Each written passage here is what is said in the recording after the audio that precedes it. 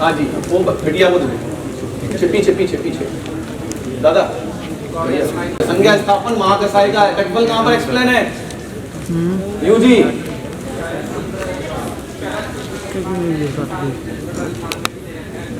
सूत्र स्थान चैप्टर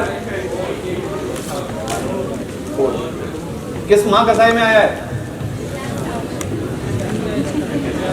संज्ञा स्थापन महाकसाई। तो हमने क्या किया यहाँ पर प्रगमन नस से संज्ञा का प्रबोधन कर दिया है, संज्ञा का स्थापन कर दिया है। अभी संज्ञा नहीं थी ना वहां, तो संज्ञा का प्रबोधन कर देना प्रगमन नस से। दैट इज द कॉन्सेप्ट ना सही शीर्षों द्वारा। सिंपल है। नेक्स्ट प्री क्लेम्सिया में आपने चतुर्मुख रस बोला ना एक ड्रग, तो चतुर्मुख ही क्यों वृत्वा चिंतामणि क्यों दे सकते हैं? बिल्कुल दे सकते थे। हम बेसिकली रिसर्चर हैं, तो ये सब काम करके रख दिया, हम नए ड्रग को ढूंढते हैं। क्योंकि हमारे गुरुजी ने बताया कि एक बीमारी के 14 औषधियां आपको पता होनी चाहिए कम से कम, तो वो काम आप भरद्वाज से भी कर सकते थे, हमने चतुर्मुख से किया, वहां पर कोई फर्क नहीं पड़ेगा। और ये चंद्रकला रस का उसमें रक्तपित्त में जो एपिस्टेक्सिस में यूज किया था, हाँ। तो आप मतलब पित्त की तीक्ष्णता और उष्णता का कम करने के लिए तो और भी बाकी ड्रग्स हो सकती है ना? बिल्कुल हो सकती है। उष्ण तीक्ष्ण द्रव्य, उष्ण तीक्ष्ण पित्त का जो भी कम करता है उसको आप दे दीजिए।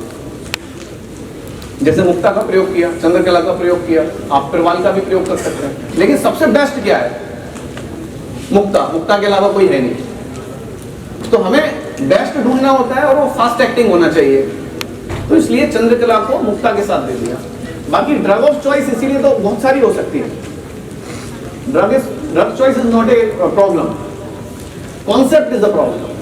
तो पित्त के उष्ण तीक्ष्ण को जो भी द्रव्य कम करता हो, जो भी औषधि कम करती हो, वो आप उसका प्रयोग कर लीजिए, फायदा हो जाएगा। और कन्वर्जन में जब मतलब पैरालिसिस वाले उसमें आप बोल रहे हो, कन्वर्जन में पेशेंट आ रहा है, तो कैस्टर ऑयल का यूज कैस्टर ऑयल का यूज कैसे करवाएंगे उस टाइम पे? तो बताया तो मैंने, कैस्टर ऑयल तो आपको पहले ही दे देना है। This is the complication,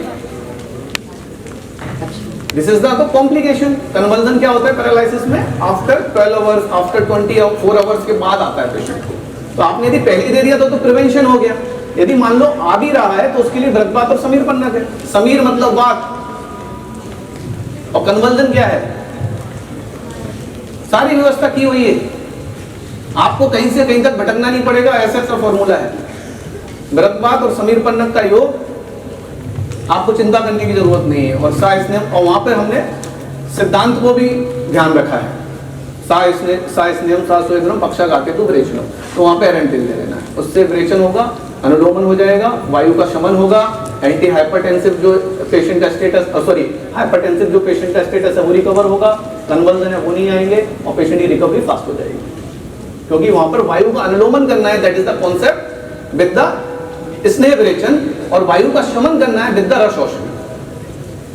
this is the concept. Next. Hello, हाँ जी सर, आपने एक टॉपिक प्रेगनेंसी पेन में आता है और शॉक में जैसे लग रहा है, बीपी भी बहुत डाउन होता है, तो उस कंडीशन में भी हमें सेम ही प्रोटोकॉल फॉलो? Same protocol. दशमूला अरेस्ट और राजा प्रवृत्ति? नहीं, दशमूला अरेस्ट प्रवृत्ति आप प्री एक्लेम्सिया आफ्टर डिलीवरी बोल रहे हो, बिफोर? नहीं सर, एक टॉपिक में। एक टॉपिक अभी डिलीवरी नहीं हुई? नहीं सर। हाँ, तो वहां नहीं देना है, वहां नहीं देना है। ये तो आफ्टर डिलीवरी का बताया मैंने। Before, during the pregnancy patient had complaints like eclampsia और प्री एक्लेम्सिया, ये आपका प्रश्न है? नहीं सर, जैसे 1.5 मंथ। हाँ ठीक है।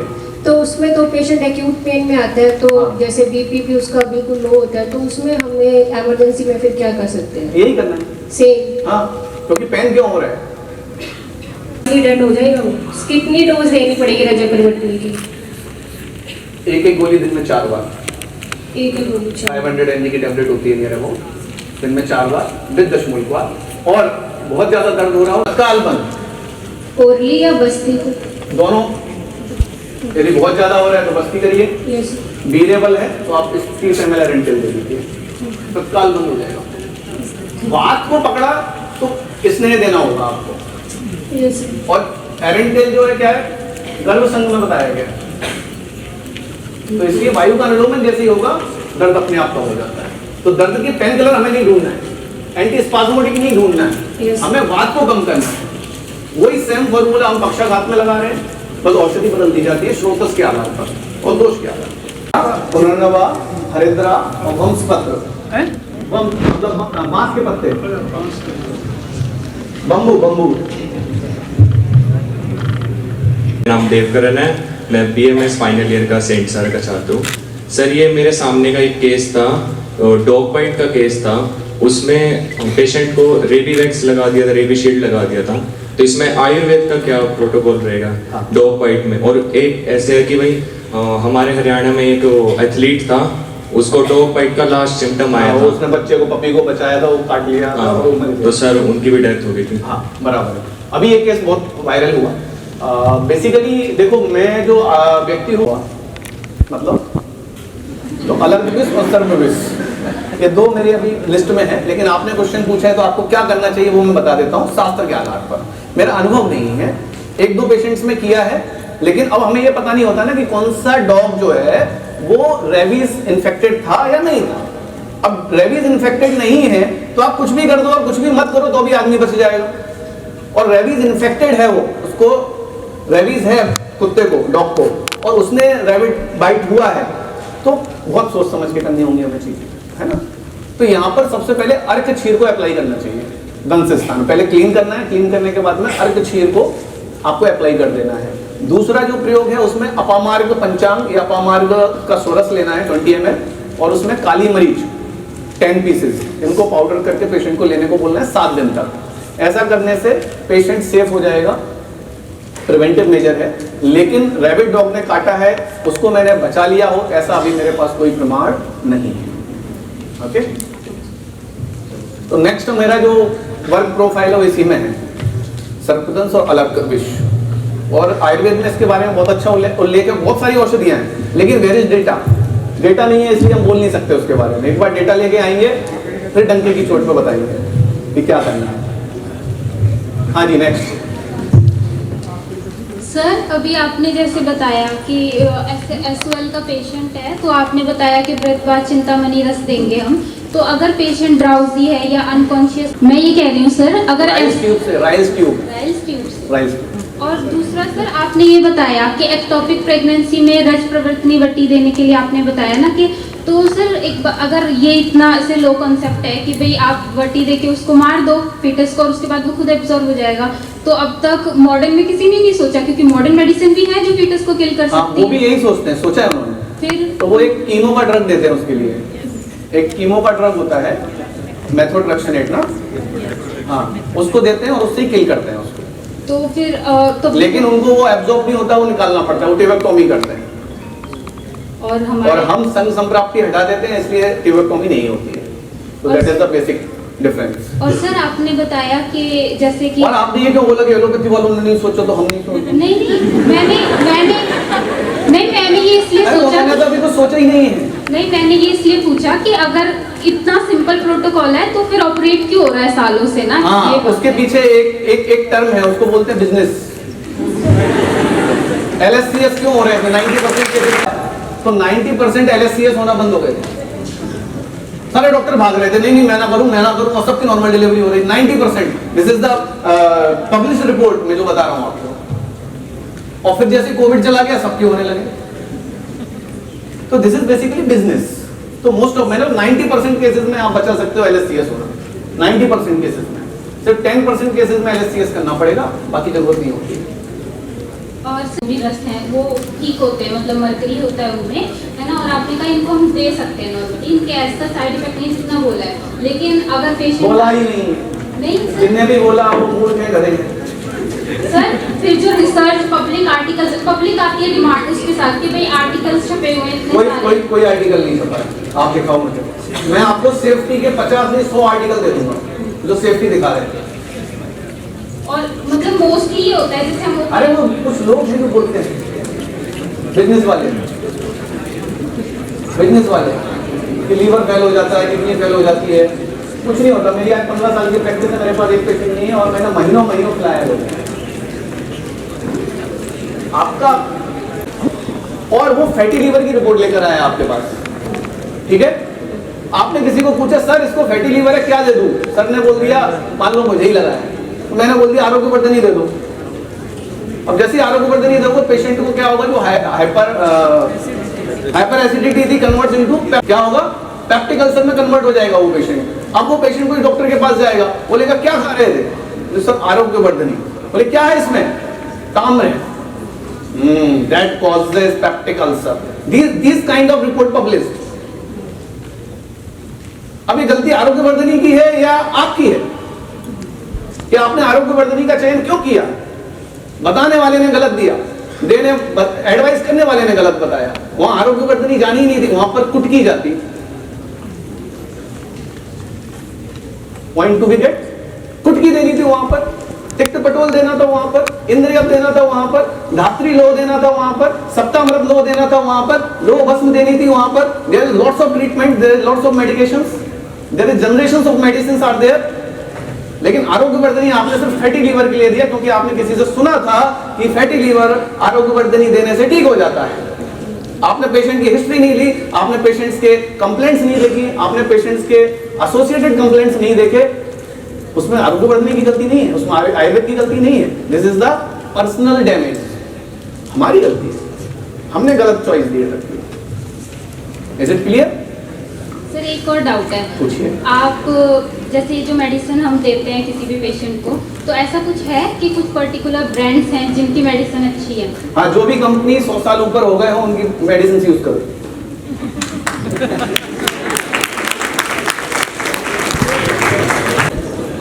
डायग्नोसिस नहीं है और आप मेडिसिन देते रहो तो देखो ताला नहीं खुलेगा, बिल्कुल नहीं खुल सकता ताला।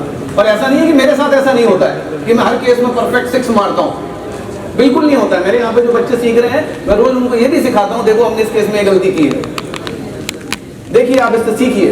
लेकिन अभी एक दिन में नहीं सिखा सकता ना मैं, एक दिन में तो आपको सक्सेस दिखा सकता हूँ। हाँ, क्योंकि because failure is always is there. ऐसा नहीं कि फेल्योर नहीं होता है, फेल्योर हमेशा होता है, लेकिन उसको करेक्ट करना ये हमारी जिम्मेदारी है। अभी पेशेंट का फीवर नहीं उतर रहा है, आपने अभी बात करेंगे ओपीडी वाले पे। नेक्स्ट सर, जैसा अभी उन्होंने पूछा कि एक्टोपिक प्रेगनेंसी में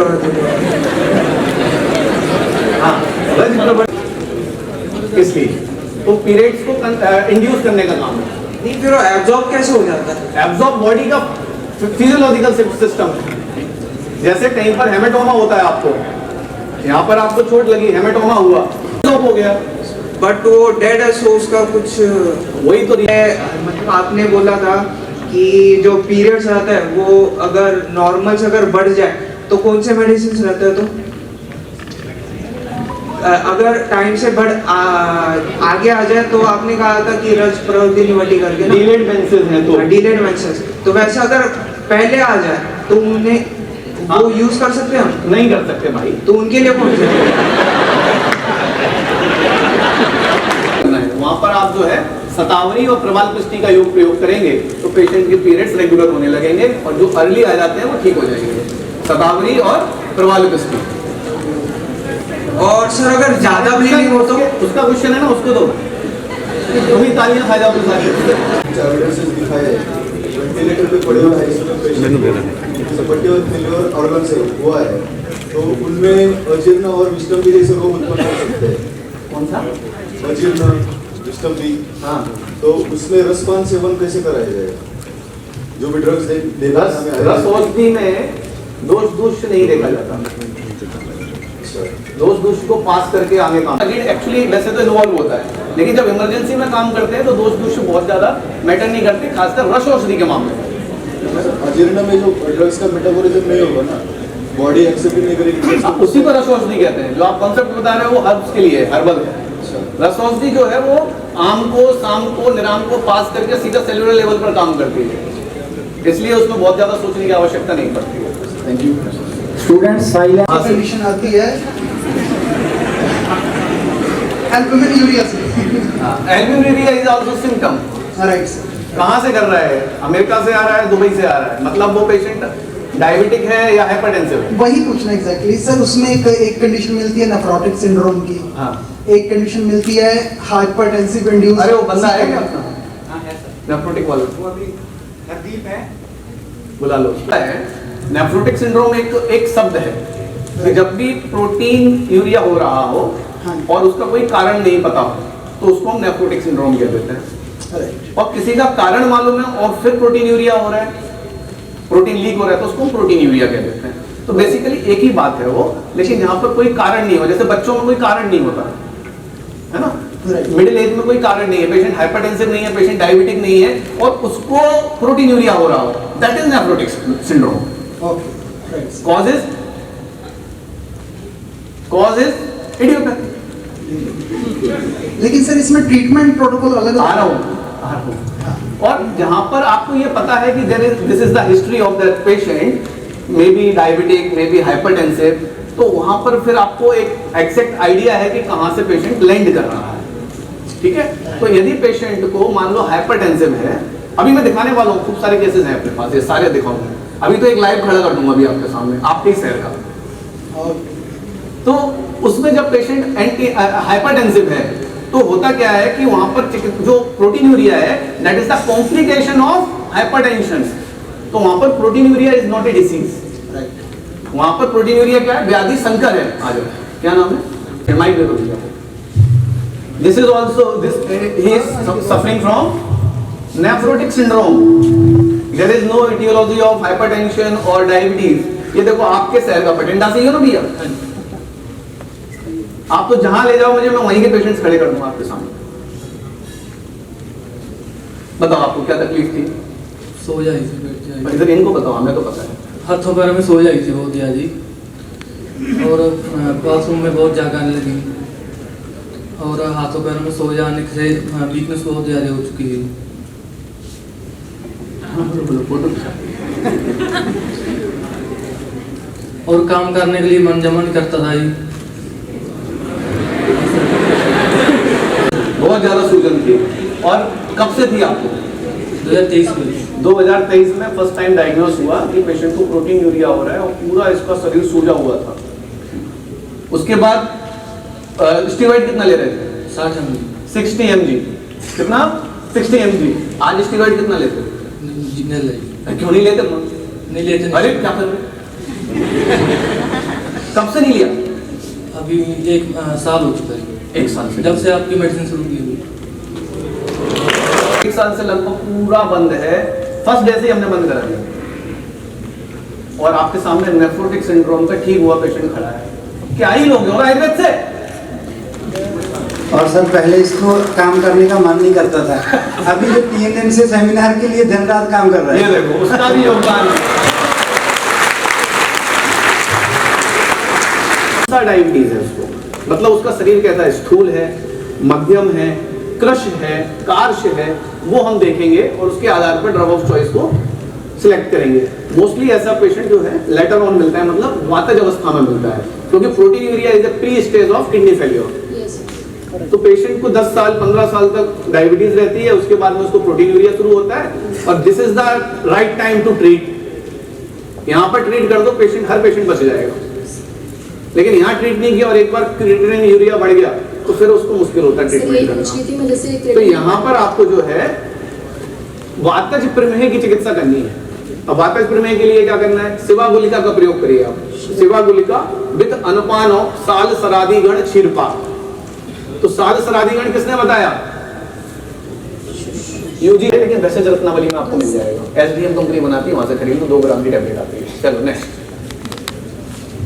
मुझे 6 घंटे चाहिए तब मैं कुछ बता पाऊंगा आपको। अभी खाना खाना है जब पेट भर गया आपका ज्ञान से। सर एक क्वेश्चन है।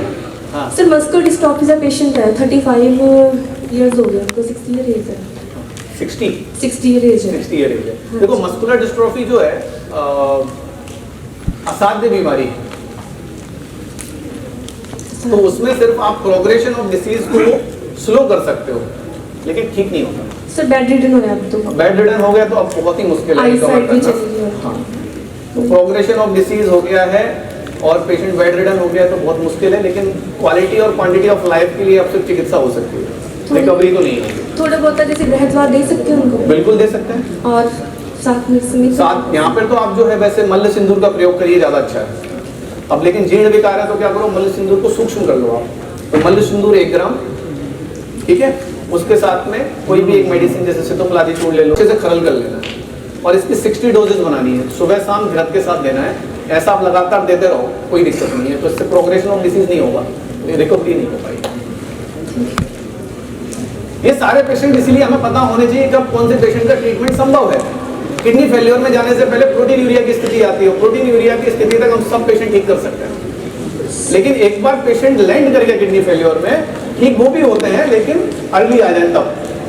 लेकिन प्रोटीन यूरिया तो ठीक हो ही सकता है, नेफ्रोटिक सिंड्रोम तो ठीक हो ही सकता है। This is the according to Ayurveda this is the लाला मेह की अवस्था है और ये ठीक हो जाती है।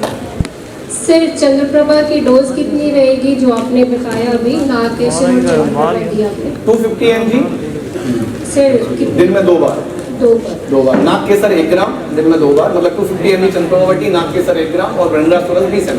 ओके सर एक और आपने फेशियल पैरालिसिस में जैसे बताया, मतलब समीर पन्नग और वेदवा जनता में सर कई बार पेशेंट का बीपी नॉर्मल होता है, जैसे एकदम से फेशियल पैरालिसिस का उनको आ रहा होता है, तो उसमें भी सेम ही क्वांटिटी करेंगे चाहे बीपी नॉर्मल है? बिल्कुल सर समीर पन्नग अगर बीपी डाउन नहीं करेगा? बिल्कुल नहीं करेगा, बिल्कुल नहीं करेगा। ओके एक मिनट प्लीज, जस्ट 1 मिनट। अभी मैं सेंट सारा आयुर्वेदिक मेडिकल कॉलेज के स्टूडेंट्स को अनुरोध करूंगा कि पहले वो जाके अपना खाना लें। अभी अगर प्रैक्टिशनर में से किसी के क्वेश्चन आंसर हैं तो हम 5 मिनट और लगा सकते हैं, क्योंकि साथ साथ में खाना हो जाएगा तो ओपीडी का भी बचा हुआ है हमारा, तो उस पर काफ़ी टाइम लग जाएगा। सीधा बोलो, जिसका क्वेश्चन है बैठा रहे। हाँ रोज सुबह खाली पेट 1 ग्राम पेशेंट को देना है। अब वो आप लंबा समय तक देते रहो तो पेशेंट की डिसीज जो है ना रिलैप्स नहीं होगी, तो दिस इज कॉल्ड पुनर्भव चिकित्सा। तो this is the implementation of रसायन। हेलो डॉक्टर साहब।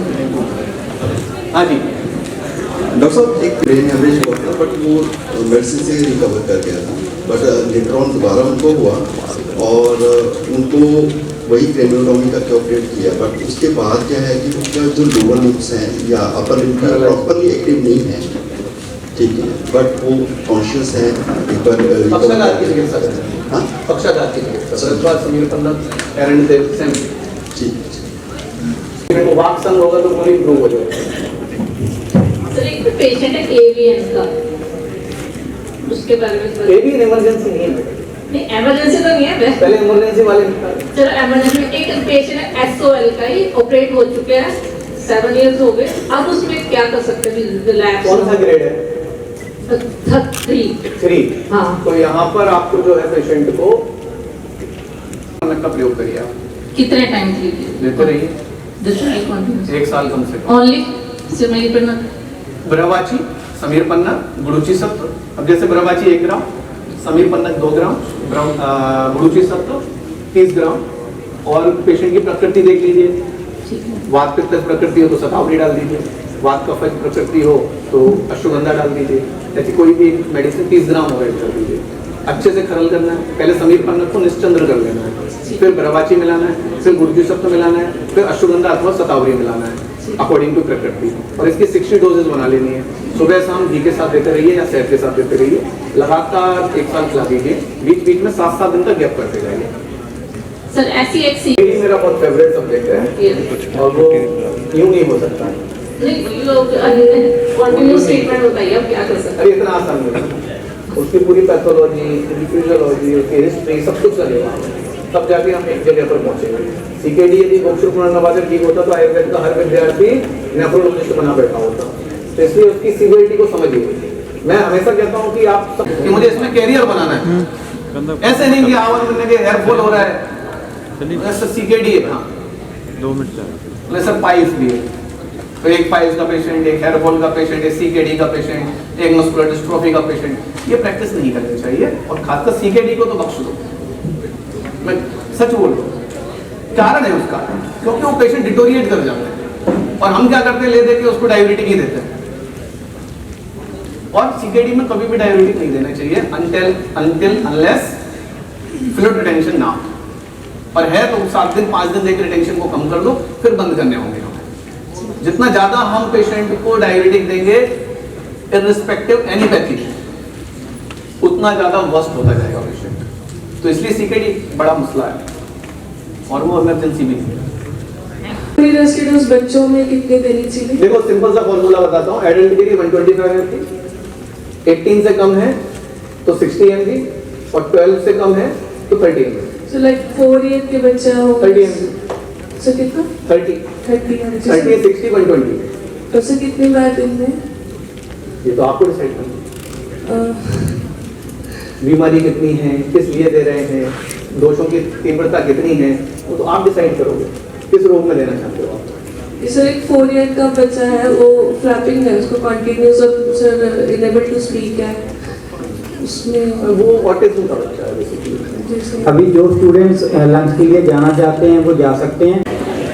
उसमें आपको देखना होगा कि पेशेंट को क्या क्या हो रहा है। जैसे स्मृति सागर रस का प्रयोग, पेशेंट बहुत ज़्यादा फ्लैपिंग फ्लैपिंग कर रहा है तो उन्माद केसरी का प्रयोग करिए। तो ऑटिज्म और सेरेब्रल पाल्सी नाम की बीमारी जो है आयुर्वेद ने उन्माद और अपस्मार को कंसीडर करके छोड़ दी। तो यदि बच्चा ज़्यादा उत्पाद मचाता है, बहुत ज़्यादा फ्लैपिंग करता है, बहुत ज़्यादा हाइपर एक्टिव है, तो वहाँ उन्माद की चिकित्सा करनी चाहिए। तो वहाँ पे आप उन्माद केसरी का प्रयोग करें। हाँ जी, नेक्स्ट। हम आपने 2 ट्रीटमेंट बताए हैं, एक तो ये योगेंद्र रस और मार्शादी को वाली है और पक्षाघात में ही बताई है विधवा चिंतामणि और सुनील प्रणाली। तो ये दोनों किस किस कंडीशन में हम चेक करेंगे? हाँ, ये हमने बेसिकली डिफरेंशिएट कर दिया है और ज़्यादा योगेंद्र रस मार्शादी को वाला। हेमरेज तो क्या होता है दोनों में होता है ये पक्षाघात में? वही तो बता रहा हूँ। जहाँ पर हेमरेज आपको पता है तो ये वाला दे दो, पता नहीं है तो दूसरा। दोनों का समाधान है। अगर आप बोल रहे थे कि जैसे उसमें कन्वर्जन्स आते हैं तो स्पेसिफिक है विधवा चिंतामणि और स्मीर। नहीं ऐसा नहीं, कन्वर्जन दोनों में योगेंद्र रस कवर कर लेते हैं। एक ही बात है, कोई घबराने की बात नहीं। योगेंद्र रस और विधवा चिंतामणि भाई हैं। तो उसको बिल्कुल नॉर्मल कंडीशन रहती है सर, एकदम जो उसका ब्लड शुगर लेवल 650 चला जाता है। उसके बाद से वो फिर धीरे धीरे मतलब उसका ट्रीटमेंट चलता है तो थोड़े दिन, तो अभी इंसुलिन भी चल रहा है सर, क्या क्योरेबल है? DM1 का केस है बेसिकली, जुवेनाइल डायबिटीज कहते हैं। इस पर मेरा कोई अनुभव नहीं, जितने केसेस आज तक किए कोई रिवर्स हुए नहीं मेरे पास। और बच्चा जो आता है वो एक तुरंत उसकी फैमिली चाहती है कि इंसुलिन बंद हो जाए, तो वो होता नहीं है। तो मेरे पास कोई विशेष बताने के लिए इसमें कुछ है। हाँ, कुछ पतंजलि में कुछ केसेस ठीक हुए हैं, मुझे सच नहीं पता कितना है, लेकिन वो बोलते हैं कि कुछ केसेस वहाँ रिकवर हुए हैं DM1 के। लेकिन कितने समय तक रहे और कब तक रहे और क्या उनका एलोन, अभी हम और रिसर्च कर रहे हैं। ऐसे नहीं केसेस नहीं, हम केसेस ट्रीट कर रहे हैं, लेकिन अभी तक उपसे नहीं मिला। तो DM1 0 ये था किडनी में पथरी बार बार क्यों बनती रहती है? वेरी गुड, बहुत अच्छा प्रश्न है।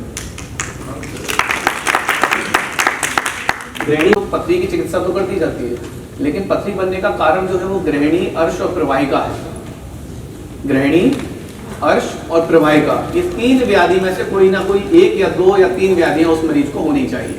तो जब तक आप व्याधि की चिकित्सा नहीं करोगे तब तक व्याधि संकर होता रहेगा। This is a secondary disease, not a primary disease, right? यदि स्टोन बना है और आपने दवाई दी और स्टोन ठीक हो गया फिर दोबारा नहीं हुआ, then this is a primary disease. और स्टोन बार बार हो रहा है, दिस मींस दैट मींस ये व्याधि संकर है, मतलब सेकेंडरी डिसीज है, किसी दूसरी व्याधि का उपद्रव है। तो कौन सी वो व्याधियां हैं? अर्श, गृहिणी और प्रवाहिका। ये आपको उनमें से रूल आउट करना पड़ेगा और पेशेंट्स में जो मिल जाएगा उसकी चिकित्सा आपको करनी पड़ेगी। ड्रग ऑफ चॉइस चांगेरी घृत, तीनों कवर होते हैं। तो चांगेरी घृत अपीड़क फॉर्म में देना चाहिए पेशेंट को, खाने से पहले और खाने के बाद। जैसे 1 चम्मच खाने से पहले और 1 चम्मच खाना खाने के बाद। ऐसा आप चांगेरी घृत लगातार देते रहोगे तो पेशेंट को स्टोन बार बार नहीं बनेगा, क्योंकि इसमें गृहिणी, अर्श और प्रवाहिका तीनों कवर करते हैं। हो ही नहीं सकता सर, हो ही नहीं सकता। इन्फेक्ट बन जाती है और पानी लगभग मैं 3 से 4 लीटर पर डे ले रहा हूँ। क्यों पी रहे हो? सर निकालने के लिए डॉक्टर बोलते हैं पानी जो है वो क्लेद है, और क्लेद जो है वो अग्निमान करेगा, फिर स्टोन और बन जाएगा। लेकिन रेगुलर पानी पी रहे हो वो गलत है। सर इमरजेंसी में क्या लेना चाहिए फिर? बहुत सारी मेडिसिन है, कोई सबसे बेहतर कोई भी? सबसे बेहतर आने वाली है अभी OPD session. Okay sir, okay. सबसे बेहतर आने वाली है मेडिसिन का नाम है कनकासब। कनकासब 20-20 ml दिन में 2 से 3 बार, 50 mg TDS। गॉलब्लैडर स्टोन में आएगा सर, सब आएगा। Thank you sir. मैंने बताया कि जहाँ पर संग संप्राप्ति हो, 6-6 महीने 8-8 महीने तक पीरियड्स नहीं आते हो, वहाँ पर बस्ती के साथ में नष्ट पुष्पांतर रस का प्रयोग करना है। दशमूल क्वाथ की क्वांटिटी आप फ्रेश वाला देना चाहते हो, प्रिपरेशन वाला देना चाहते हो? 20-20 ml दिन में 2 बार, आधा कप पानी के साथ। और फ्रेश देना चाहते हो तो 5 ग्राम एक बार में लेके 2 कप पानी। प्राप्ति है तो वहाँ हम रजय प्रवर्तनी वटी का यूज नहीं करते हैं, पर आपने ये भी बोला था कि रजय प्रवर्तनी वटी जो है वो पीरियड्स को या उसको इंड्यूस करती है, तो क्या डिफरेंस है? मतलब जिसको पीरियड्स आते हैं उसको इंड्यूस करती है, जिसको आते नहीं है उसको इंड्यूस नहीं कर सकती। दरवाजा है तो आप धक्का दोगे खुल जाएगा, दरवाजा है ही नहीं तो धक्का देते रहो खुलेगा। That is the meaning. Okay, जिसको पीरियड्स आते हैं लेकिन अपन उसका प्रयोग कर रहे हैं या 1-2 महीने नहीं आए तो आप रज प्रवर्तनी वटी का प्रयोग करो, क्योंकि वहां पर मटेरियल है, उसमें थोड़ा सा कोई ढक्का, जहाँ एंडोमेट्रियम बन ही नहीं रही हो तो वहां रज प्रवर्तनी वटी आप देते रहो, कोई मतलब ही नहीं है। तो थिकनेस ऑफ एंडोमेट्रियम भी आप देख सकते हो। एक दूसरा पांडु के लक्षण देखने को मिलेंगे, गट्टते सहते शब्दम ना उच्च द्रवती सूर्यते। आगे डब्बा गोल हृदय काम्यति स्वल्प चेष्टापि रसक्षय। हाँ, स्वल्प चेष्टापि रसक्षय। कई में शोर शराबे में नहीं जाते। अभी मैडम बेटी इनको वही वाली प्रॉब्लम है। इसको क्या बोलते हैं? पांडु। ठीक है, आदमी देख के बता सकता हूँ उसको क्या बीमारी थी। तो गट्टते सहते शब्दम ना उच्चैन, शोर सुन नहीं पाएगा वो। सब लोग चिल्ला रहे हैं, वो बोलेगा मैं बाहर जा रहा हूँ, मेरे को रेडिएशन हो रहा है, घबराहट होने लगती है मुझे। ये अधिकतर फीमेल्स में होता है, क्योंकि अधिकतर फीमेल्स को पांडु हो रहा है, पाल्पिटेशन हो रहा है, घबराहट हो रही, पसीना आ गया, बेचैनी हो रही। पेशेंट से पूछो क्या होता है? बेचैनी होती है। तो बेचैनी में क्या होता है? सिर्फ बेचैनी होती है। अनएक्सप्लेन्ड बेचैनी इज इक्वल टू पांडु। मेरा आप सभी से निवेदन है, आप देखोगे तो लोअर साइड में मिलेंगे, जो नॉर्मल रेंज की लोअर साइड होगी ना, उस साइड को जा रहे होंगे। तो इसका मतलब है तो ये, यदि ऐसा हो रहा है तो T3 T4 रिलीज नहीं हो रहा है, इसलिए TSH बढ़ा हुआ दिख रहा है। अब इसके होने के पीछे कई कारण हो सकते हैं, जैसे मेंटल स्ट्रेस एक सबसे बड़ा कारण है थायराइड होने के लिए। दूसरा, मेंटल स्ट्रेस के बाद में क्या होता है? पीरियड्स इरेगुलर होने लगते हैं, तो इरेगुलर ऑफ पीरियड्स हो सकता है। ऐसा कुछ भी नहीं है, ये भी सिम्टम नहीं है, the periods are very much regular. हाँ, तो स्ट्रेस एक रीजन हो सकता है। दूसरा, मोटापा, सेंट्रल ओबेसिटी, है ना, ऐसे कई कारण हो सकते हैं। लेकिन आपको क्या करना है? सबसे पहले तो रीचेक करना है। सिर करवाया एंड उसके बाद मेडिसिन भी स्टार्ट की, पथ्य आदि को नहीं, कितना है? दोबारा में कितना है? 5 दिन बाद ही कराया, 1 वीक बाद कराया, तो उसका आया 11.65। हाँ, देखो, this is the false report. Medicine तो नहीं खाई थी? नहीं, मेडिसिन खाकर फिर क्या फायदा? फिर कोई फायदा नहीं उसका। उस टाइम भी दोबारा कराया तो उतना ही आया था, 33 आया था। 13.3। ठीक है, तो फिर उनका जो है एक एंटी TPO टेस्ट करवाओ। एंटी TPO ये बताएगा कि उनको कोई इडियोपैथिक, ऑटो इम्यून या हेरिडिटरी डिसीज तो नहीं आई थायराइड के फॉर्म में, वो हम एक बार चेक कर लेंगे। ये मैं तब बात कर रहा हूँ जब आप रिपोर्ट्स खेल रहे हो। अब पेशेंट अभी नहीं है, इसलिए हम रिपोर्ट्स की बातें कर रहे हैं। बेसिकली हमें जरूरत नहीं पड़ती इन सब चीज़ों की। वहाँ पर आपको पेशेंट्स का सूक्ष्म कारण ढूंढना पड़ेगा कि स्थूल कारण नहीं मिल रहा है तो, है ना। स्थूल कारण में तो हम ये देख लेते हैं पीरियड्स रेगुलर है कि नहीं है, फैट तो नहीं है पेशेंट को, स्थूलता तो नहीं है पेशेंट को, ये देख लेते हैं। लेकिन जो सूक्ष्म कारण होता है उसमें मन इसमें बहुत ज़्यादा इन्वॉल्व देखने को मिलता है। तो ऐसे पेशेंट्स में मैं चाहूँगा, यदि पेशेंट कैसा है, मोटा पतला, फिट, एकदम फिट, तो यहाँ पर आप जो है उसको अश्वगंधा जरूर खिलाओ पेशेंट। ऐसा करने से पेशेंट को लाभ हो जाएगा। दूसरा, हम योग बनाते हैं, उसमें एक थायराइड फार्मूला है, उसमें पुनर्नवा, वचा, गुरुचि सत्व, और उसमें वन पलांडु की भावना है। इसका एक पूरा ना बहुत अच्छा MIT यूनिवर्सिटी में मेरा लेक्चर हुआ था थायराइड पर, यूट्यूब पे मिल जाएगा आपको। MIT यूनिवर्सिटी नोएडा वाला, नोएडा है, कहाँ गाजियाबाद में भी है, दिल्ली में, NCR। बहुत डिटेल में मैंने थायराइड पे बात की है उसमें, वो आप एक बार देख लेना, आधा पौन घंटे का है।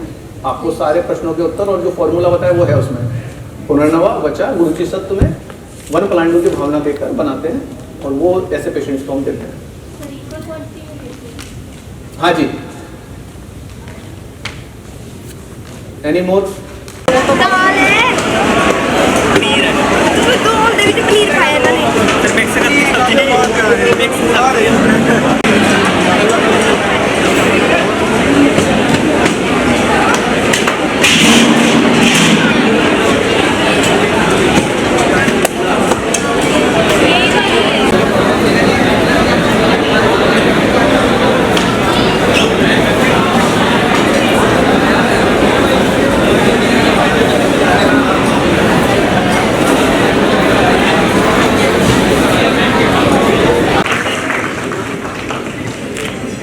अभी मैं डॉक्टर पिंदर कौर नाथ जी से गुजारिश करना चाहूँगा कि वो ਸਭ ਤੋਂ ਪਹਿਲਾਂ ਤਾਂ ਮੈਂ ਜੋ ਸੈਮੀਨਾਰ ਹੋ ਰਿਹਾ ਹੈ ਔਰ ਜੋ ਇਸ ਦੇ ਕਰਤਾ ਨੇ ਜਿਨ੍ਹਾਂ ਨੇ ਆਯੋਜਨ ਕੀਤਾ ਹੈ ਉਹਨਾਂ ਨੂੰ ਵਧਾਈ ਦਿੰਦੀ ਹਾਂ ਕਿ ਬਹੁਤ ਅੱਛਾ ਹੈ, ਬਹੁਤ ਅੱਛਾ। ਤੇ ਉੱਥੇ ਮੈਂ ਚਾਹੁੰਦੀ ਹਾਂ ਕਿ ਸਾਰੇ ਕਲੈਪਿੰਗ ਕਰਕੇ ਉਹਨਾਂ ਦੀ ਹੌਸਲਾ ਅਫਜ਼ਾਈ ਕਰੀਏ।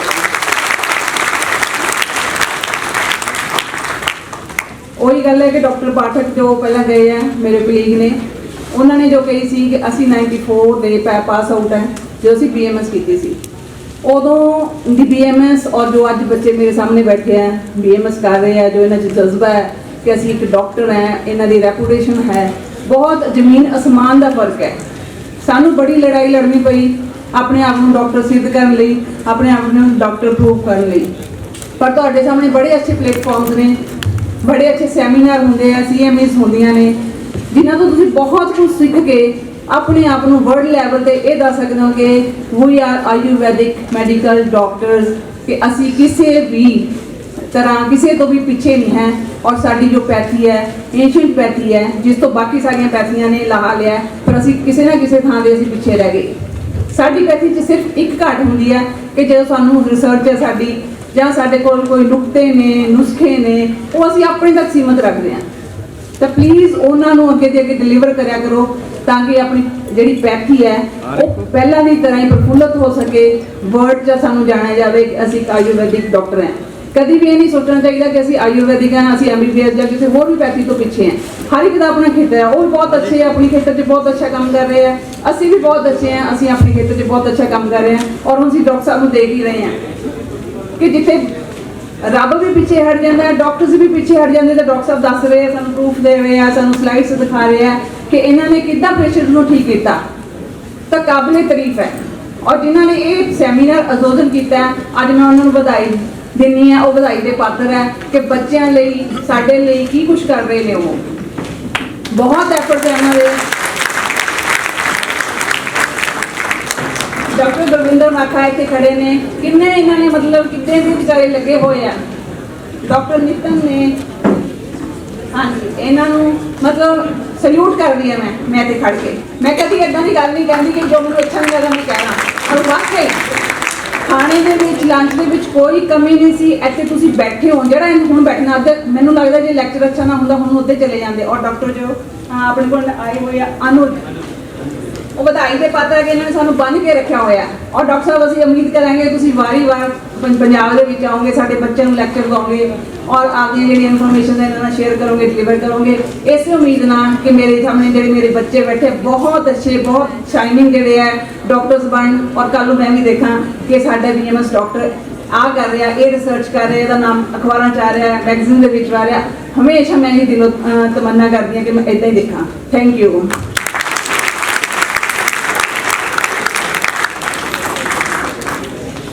बहुत बहुत धन्यवाद डॉक्टर पिंदर कौर नाथ जी। इन्होंने बड़े अच्छे शब्दों में इस सेमिनार के बारे में आपको बताया है। और अभी हम कोई भी देर ना करते हुए दोबारा से डॉक्टर अनुज जैन सर को स्टेज पे आमंत्रित करेंगे। डॉक्टर अनुज जैन सर, और अब का जो सेशन है वो सेशन का नाम है एमरजेंसी मैनेजमेंट इन आयुर्वेदा एट OPD लेवल। पहले जो हमने आपको ब्रोशर दिया था उसमें जो शेड्यूल था वो पहले OPD सेशन था, बाद में IPD रखा था। लेकिन सर ने सुबह बोला कि एक बार हम IPD वाले धमाके पहले मुझे करने दो, बाद में हम ओपीडी के बारे में बात करेंगे। तो आपने पहले अभी आपका जो कॉन्फिडेंस है, जब आप हॉल में एंटर हुए थे सुबह, तब जो आपका कॉन्फिडेंस था और अब आफ्टर लंच जो आपका कॉन्फिडेंस है, वो आप एक बार क्लैपिंग करके बताइए और हम सर का स्वागत करते हैं। आगे बढ़ते हैं।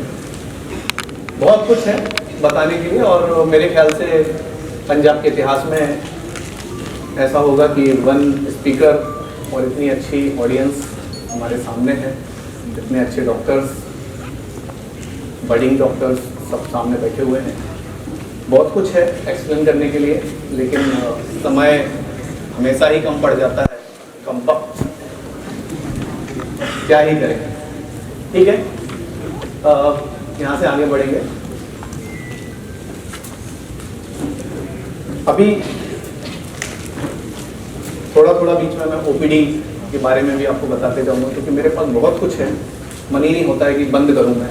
ऐसा लगता है सब दिखा दो, सारे केसेस दिखाओ, चाहे वो कार्डियक हो, चाहे वो ब्रेन हो, चाहे किडनी हो, इमरजेंसी हो, तो क्योंकि वो मिथ तोड़ना इम्पोर्टेंट है। ये पेशेंट आपको दिख रहा है, 79 ईयर फीमेल, लाइवेशन, right eyelid drooping, weakness in right hand, leg and right half of body. समझ में आई गया होगा आपको। Again right side paralysis, hemiplegia, लेकिन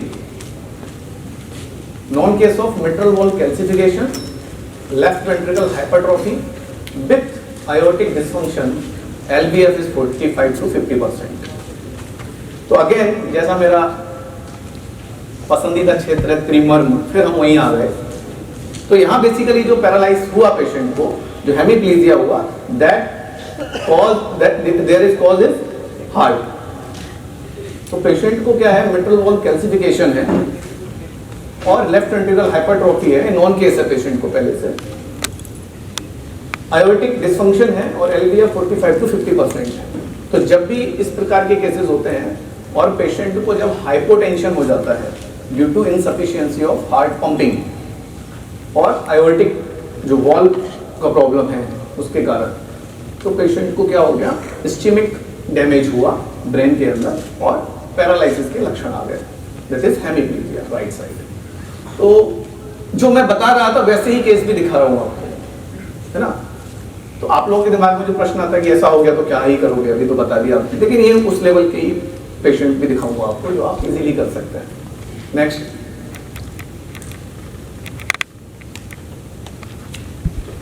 नेक्स्ट प्लीज। ये उसका इको है जो लिखा हुआ है, वो यहाँ पर हमने दिखाया है। नेक्स्ट, तो पेशेंट को पहले हमें रिकवर करना था, तो हमने अगेन सेम ट्रीटमेंट जो आपको बताया है, भरद्वाज चिंतामणि, समीर पन्नग, वही सब पेशेंट को दिया और पेशेंट रिकवर हो गई विद इन 10 डेज। जब मैं आज आपसे बात कर रहा हूँ तब भी पेशेंट पूर्ण रूप से स्वस्थ है, लेकिन इंपॉर्टेंट ये नहीं है, ये तो हम दिखा चुके हैं आपको। इंपॉर्टेंट ये है कि हार्ट के अंदर क्या हुआ। जब हम त्रिमर्म की बात करते हैं तो सिर्फ ब्रेन की बात नहीं कर रहे हैं, जब हम भरद्वाज चिंतामणि दे रहे हैं तो सिर्फ ब्रेन पर नहीं जा रही है, उसका इफेक्ट हार्ट और किडनी पर भी आ रहा होता है। वो एविडेंस, वो केस रिपोर्ट में दिखाता हूँ। यहाँ पर देखिए, जो पेशेंट का इजेक्शन फ्रिक्शन 55% था, 50 to 55%, अब उसका इजेक्शन फ्रिक्शन 70% हो गया। और ये कितने दिन बाद की रिपोर्ट है? 6 महीने के बाद नहीं होगा, इसके पहले के भी है, लेकिन लॉन्ग टर्म स्टडी देखते हैं। ऐसा नहीं कि अभी हमने मेडिसिन दी, भरद्वाज दिया था, अभी बात का जब इको किया तो उसमें 70% उसका heart rate, heart pumping capacity होगी, जिसको LVF कहते हैं, लेफ्ट वेंट्रिकल इजेक्शन फ्रिक्शन। और जो आयोटिक कैल्सिफिकेशन था वो भी रिकवर हो गया। अब ट्रीटमेंट तो हमने एक ही करी थी, ट्रीटमेंट तो हेमिप्लीजिया की थी। तो कभी कोई आपसे पूछ, 2021 में हमारे पास एनरोल हुआ है पेशेंट। नेक्स्ट, ये एल्बुमिन इसके 3+ है यहाँ पर, before on 80 mg steroid, 3+ on steroid. अभी हमने जो क्या नाम है, हरदीप जी को दिखवाया कहता है, और उसका प्रोटीन नहीं आ रहा है। तो वो तब तक खिंचता रहता है ऑन एंड ऑफ। इसमें उतार चढ़ाव चलता रहता है, लुक्का छुपी वाला गेम ही है। इसका प्रोटीन कम हो गया है, स्टेरॉइड कम कर दो, जैसे ही कम करोगे प्रोटीन बढ़ जाएगा, फिर स्टेरॉइड को बढ़ा दो। तो ये लुक्का छुपी चलती रहती है और चलते चलते चलते चलते माता पिता बेचारे परेशान हो जाते हैं और उनको लगता है ट्रीटमेंट तो अच्छा ही चल रहा है क्योंकि अब कुछ है ही नहीं दुनिया में। तो ये बात को मैं बताना चाहता हूँ कि दुनिया में बहुत कुछ है। और ये देखिए एल्बुमिन 3+ है यहाँ पर। नेक्स्ट, एल्बुमिन नील हो गया है आफ्टर 1 मंथ ऑफ ट्रीटमेंट। और स्टीरॉइड फ्रॉम फर्स्ट डे हमने बंद किया है कंप्लीटली। लेकिन ऐसा हर केस में नहीं होता है। हम स्टार्ट करते हैं, कई बार तो क्या होता है माता पिता बहुत ज्यादा पैनिक कर जाते हैं। अब आजकल क्या हो गया, वो स्ट्रिप वाला फॉर्मूला आ गया है, राइट। तो यूरिन लेते हैं, उसमें वो स्ट्रिप को डालते हैं, उसमें 1+2+ भी दिखा कि वो है तो वो मचा देता है, उसमें प्रोटीन आ गया, प्रोटीन आ गया, प्रोटीन आ गया। क्यों? क्योंकि स्टीरॉइड खाने की आदत लग गई कि प्रोटीन आना ही नहीं चाहिए। तो वहां से उनको रिकवर दिक्कतें होती है। यदि उनके पेरेंट्स थोड़े से धैर्य रखें, बात को समझें, तो बिल्कुल रिकवरी हो जाती है। ये उसका एग्जाम्पल दिख रहा हूं आपको। नेक्स्ट, अब after 14 month of Ayurveda protocol हमने सिर्फ एल्बुमिन तक, हम माइक्रो एल्बुमिन में घुस गए। देखो बात निकली है तो लंबी जाएगी। यूरिन आ रहे हैं एल्बुमिन में, हम नहीं संतुष्ट हो रहे हैं, हम तो क्या कर रहे हैं, चलो बेटा माइक्रो एल्बुमिन करवाओ। अब माइक्रो एल्बुमिन देख लो 11.89 absolute normal after 14 month of Ayurveda protocol. Next, वो उसका यूरिन आरएम है, नील है। नेक्स्ट, इसका वीडियो आपको YouTube पर मिल जाएगा हमारे। और आज तक ये बच्चा ठीक है। इसका केस पेपर भी पब्लिश होने गया है जर्नल में, 1 महीने में आता होगा। तो ये भी हम पब्लिश करा रहे हैं और इसमें भी इतनी सारी क्वेरीज लगा दी गई हैं। How it is possible? मैं कह रहा हूं मुझे क्या पता, मुझे तो ये दिखता है कि पहले था अब नहीं है, अब स्टीरॉइड भी नहीं ले रहा है, अब स्वेलिंग भी नहीं आ रही है, अब असाइटिस नहीं है, प्लूरल फ्यूजन नहीं, कोई भी डायग्नोस्टिक करा लो। तो वो पेशेंट्स को कॉल कर करके पूछते हैं सही में हुआ है क्या। तो मैंने एक पेशेंट को दिखा दिया, एक ये दिखा दिया, और भी बहुत सारे पड़े हुए हैं। और हो जाता है यदि पेरेंट्स थोड़ा धैर्य रखें, समझदारी से काम लें तो बिल्कुल हो जाता है। नेक्स्ट बढ़ेंगे, ट्रीटमेंट क्या दे रहे हैं। ट्रीटमेंट में देखो नेफ्रोटिक सिंड्रोम में जैसा मैंने बताया इतना इजी नहीं है ट्रीट करना, लेकिन फिर भी अब आया हूं तो कुछ तो बता के ही जाऊंगा, कम से कम इनिशिएट तो कर सके हम, है ना। तो यहाँ पर सबसे अच्छी मेडिसिन जो है वो यूज होती है शिलाजीत। लेकिन अब देखिए बड़ी मजेदार बात बताता हूं आपको, मैं ले चलता हूं प्रमेय अध्याय में। तो प्रमेय अध्याय में आचार्य कह रहे हैं, देखो आप लोगों को ये प्रश्न आते हैं कि नहीं आते मुझे पता नहीं, मुझे तो बड़े आते हैं, मैं बड़ा परेशान हो जाता हूं।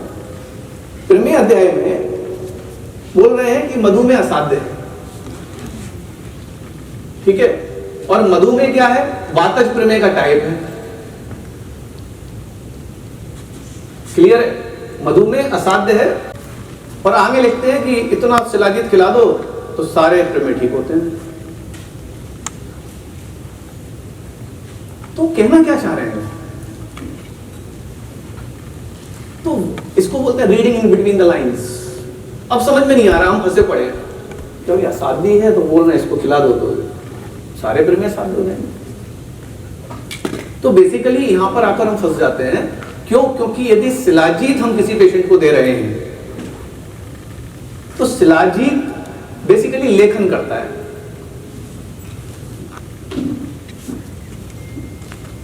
अब यदि वो कफज प्रमेय है, ओजोमेय है, लालामेय है, तो आप शिलाजीत को पानी के साथ या किसी कसाई के साथ दोगे तो वो फायदा करेगा। लेकिन जब प्रोटीन यूरिया हो रहा है और वो पेशेंट कफज प्रमेय की अवस्था में आ रहा है या वातज अवस्था हो गई उसकी, मतलब स्थूल है या कृश है, ये बात को हमें देखना होगा। और वहां पर यदि हम शिलाजीत पानी के साथ दे देंगे या कसाई के साथ दे देंगे तो पेशेंट डिटोरिएट कर जाएगा। तो ऐसी स्थिति में हमें अनुपान बदलना होता है। अब अनुपान यदि हम क्या दे दें, कोई बल्य दे दें, जैसे दूध दे दें। अब दूध देने जाएं तो आस्य सुखम स्वप्न सुखम ग्राम्योदक अनुप्रसा पयामसी, दूध और दूध से बने पदार्थ निदान है। तो अब क्या करें? This is the problem, factual problem हमारे सामने। तो अब दूध दे नहीं सकते, दूध से बने पदार्थ दे नहीं सकते। तो हमने इसका रास्ता निकाला और इसके रास्ते का उत्तर भी हमने दिया था। साल सरादी गण को क्षीर पाक बना देते हैं। क्या किया? साल सरादी गण को क्षीर पाक, जो भी साल सरादी गण का द्रव्य है उनको क्षीर पाक सिद्ध कर दिया और उसको शिलाजीत के अनुपान में या शिवागुलिका के अनुपान में प्रयोग करवाते हैं। तो इससे क्या होता है कि पयांसी दूध के कारण कफ प्रकोप नहीं होगा और साल सरादी गण एंड शिलाजीत लेखन करते हैं, तो दूध के अनुपान से जाने से ये लेखन नहीं करेंगे। तो बैलेंस कर दिया दोषों को। तो अब ट्रीटमेंट तो आसान है कि यदि स्थूल व्यक्ति हो तो हमने शिलाजीत सालसरादी गण के साथ दे देना है, क्रश हो तो सालसरादी गण क्षीरपाक के साथ दे देना है। लेकिन ऐसा नहीं कि यही देते रहना है। अब जो पेशेंट स्थूल है और वो क्रश होगा ना, धीरे धीरे जब औषधि देंगे हम, तो फिर हमें औषधि चेंज भी करनी होगी। और क्रश व्यक्ति को हम दे रहे हैं तो वो क्या होगा? स्थूल होगा, क्योंकि कफ बढ़ा रहे हैं वहां पर, तब हमें औषधि बदलनी होगी। तो असली गेम जो है, औषधि कब हमें स्विच करनी है, दैट इज इंपॉर्टेंट। जैसे हाइपरग्लाइसीमिया के पेशेंट्स आते हैं, शुगर 500 है, 550 है, 450 है, 350 है, 350 के ऊपर जा रही है, तो हमने क्या किया? अति तिक्त कटु कसाय रस दे दिया, करेला जामुन मेथी नीम गिलोय गुड़मार ETC सबका पाउडर करके दे दिया, शुगर कम भी हो जाती है। अब जब शुगर कम हो गई और आपने ये देखा ही नहीं कि पेशेंट को धातु क्षय के लक्षण आने लगे, कफ का क्षय हो गया। हाइपरग्लाइसीमिया में हम अतिरिक्त कटु कसाय रस क्यों दे रहे हैं? हम इसलिए दे रहे हैं क्योंकि वहां पर कफ बढ़ा हुआ है, वो कफ को कम करने के लिए देना है। तो अब आप लोगों का प्रश्न ये होता है कि साहब कब तक देना है? तो उत्तर ये है जब कफ का पाचन हो जाए। अब कफ का पाचन हो गया, कैसे पता चलेगा?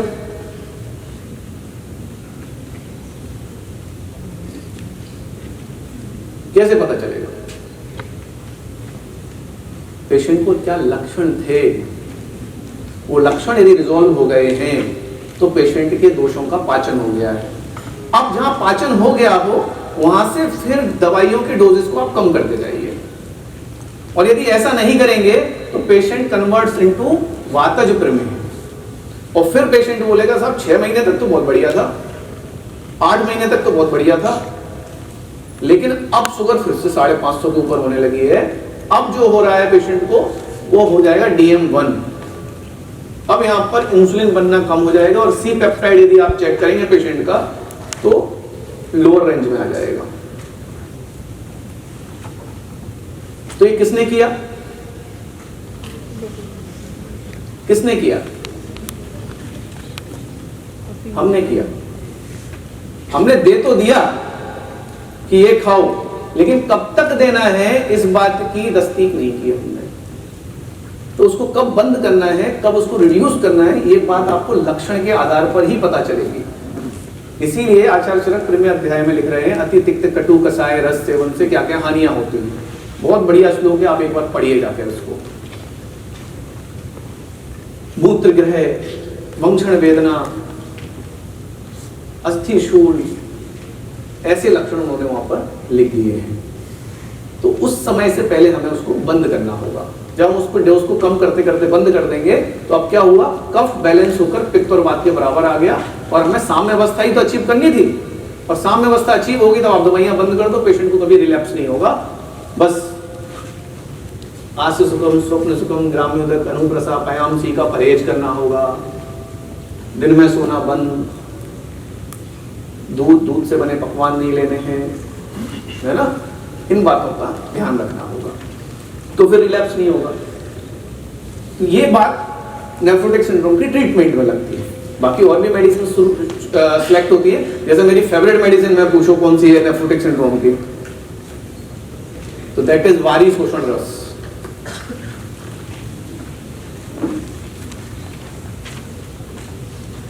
अब वहां तक पहुंचने में बहुत समय लगेगा। वारी शोषण रस हाई लेवल की मेडिसिन है, तो एक तो कोई बनाता नहीं, हम स्वयं बनाते हैं। बनाना इतना कठिन है, बालुका यंत्र में पकाई जाती है, तब जाके बनती है, 3 दिन का समय लगता है, उसके पहले 15 दिन 20 दिन घुटाई होती है, तब जाके बाहरी शोषण रस तैयार होता है। तो हमारी अप्रोच जो है वो जलोदर से शुरू हो रही है नेफ्रोटिक सिंड्रोम में।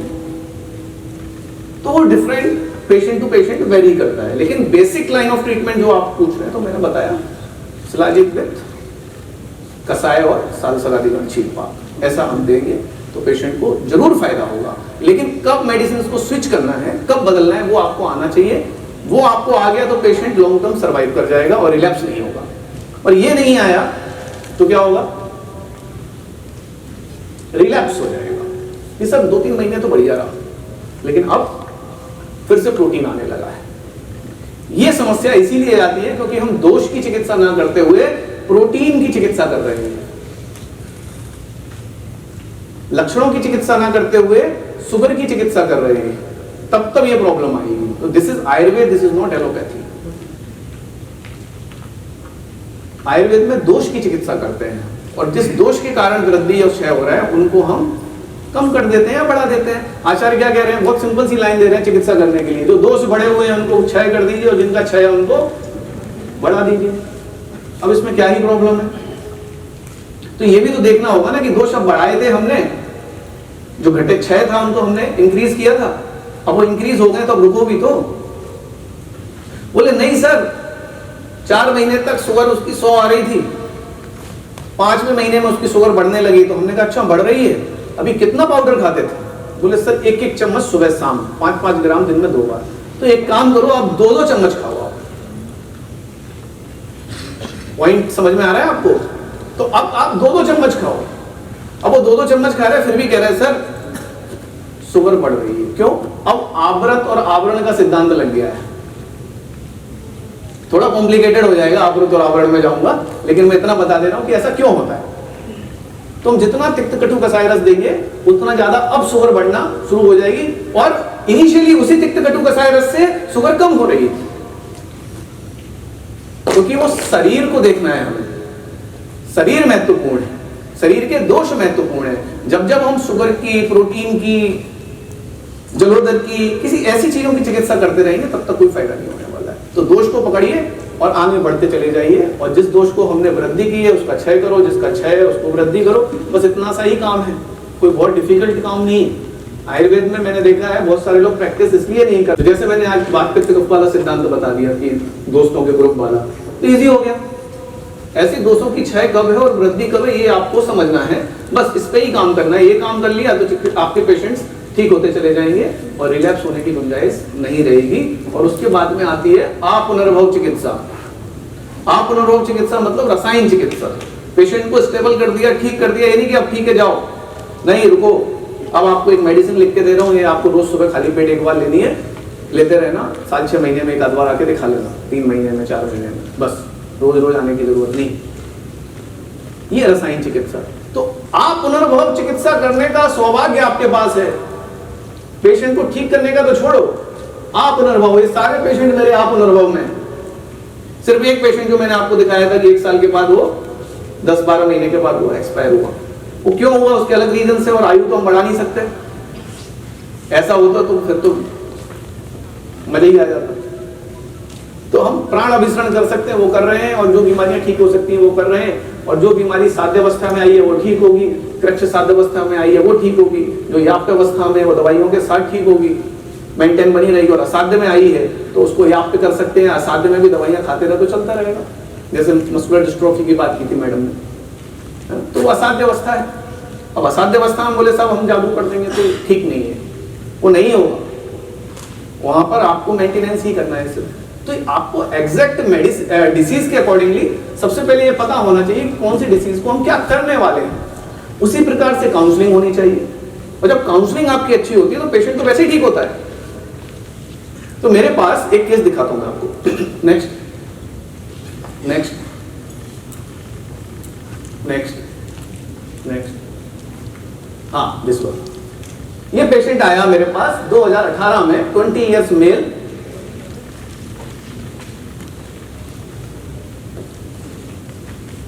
पूरे बॉडी पर हेमरेज के निशान, ठीक है, gum bleeding, history of recurrent fever, known case of thrombocytopenia since 2 years, CBC platelets counted कितना लिखा है? कितना लिखा है? सही से पढ़ रहे हो? यस, सही पढ़ रहे हो, 1000 ही लिखा है। और ये पेशेंट दिल्ली के एक बड़े हॉस्पिटल में IPD में था, ऑन स्टीरॉइड था। This is called ITP, idiopathic thrombocytopenia purpura, और मैं इसको क्या बोलता हूं? Idiotic thrombocytopenia purpura. अब पेशेंट आता है साहब हमें ITP है। What is the mean of ITP? मतलब ऐसा है कि कोई आपसे कह रहा है भाई साहब आपका नाम क्या है, और वो कह रहा है बेनाम सिंह। बेनाम सिंह हमने लिख लिया। बोले आपके घर का पता क्या है? बोले पता नहीं, एड्रेस पता नहीं। This is ITP। जब पता ही नहीं क्या हो रहा है उसको तुम ITP कह रहे हो, पेशेंट के ऊपर लेवल लगा दिया और पेशेंट लेके घूम रहे हो, हमारे पास तक आ जाता है ये सब ITP है। बढ़िया से ITP है। क्या होता है ITP? कोई लेना देना ही नहीं ITP का। तो पेशेंट इन ICU और पेशेंट IV मेडिसिन चल रही हैं, सब चल रहा है, और जब पेशेंट एडमिट होता है तब उसके प्लेटलेट 10,000 थे। कितने? 10,000। पेशेंट पहले से नॉन केस ऑफ ITP है। जब उसके फिर भी कम हुए तो पेशेंट IPD में गया, एडमिट कर लिया गया और 10,000 पर एडमिट किया गया, लेकिन फिर भी उसके प्लेटलेट गिरते गिरते कितने हो गए? अभी असली इमरजेंसी दिखाई ही नहीं है। कितनी? 1000। अब 1000 को उसको बोल दिया कि बेटा तुम्हारा काम लग गया है। तो बेचारे को पता चला कहीं से, वहां से सीधा ब्रेनोला लगा हुआ है, सीधा दिल्ली से मेरे पास। बोले मर तो रहा हूं, चलो बाय ट्रेन। 1000 प्लेटलेट को मेरे क्लिनिक पर मेरे सामने बैठा है। बोले सर ITP है। पहले तो नाम सुन के मुझे गुस्सा आ जाता है। मैंने कहा ठीक है, नेक्स्ट।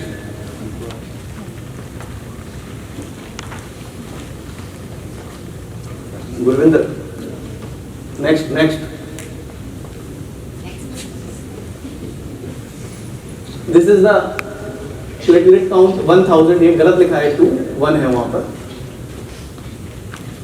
और कई बार चेक हुआ ये, हमने केस ले लिया। नेक्स्ट।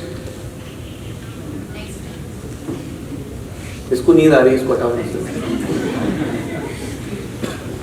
ये उसका bone marrow aspiration by FNAC का रिपोर्ट है, बायोप्सी का। मेगा कैरियोसाइटिक थ्रोम्बोसाइटोपिनिया, लेकिन कॉज मालूम नहीं। Next next. अब पिक्चर शुरू होती है। यहां से केस हमने लिया। After 10 days of Ayurvedic treatment, protocol platelet count is 32,000 और स्टीरॉइड 100% फर्स्ट डे से बंद है, कोई स्टीरॉइड नहीं। 32,000। Next. 19 days 86,000। Next. After 25 days 1.116, 1,16,000। Next. After 5 years 3.25 lakh।